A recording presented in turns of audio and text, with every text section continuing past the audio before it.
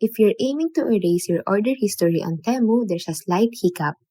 Currently, Temu doesn't provide a direct option for this. However, I will still walk you through a workaround to achieve a similar outcome by clearing your browsing history.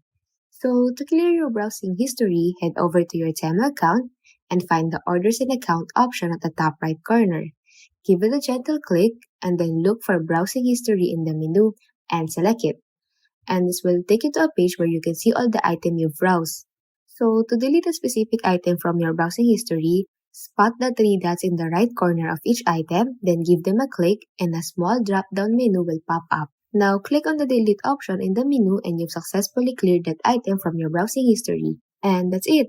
Please be aware that Temu could introduce new features or make changes over time. So, for the most up-to-date information and any additional features, it's advisable to check the support center, as they will be the one to provide official updates and details on any modification to Temu's functionality. Now, if you found this video helpful, don't forget to hit that like button, drop a comment, share this content, and subscribe for more guides and tips.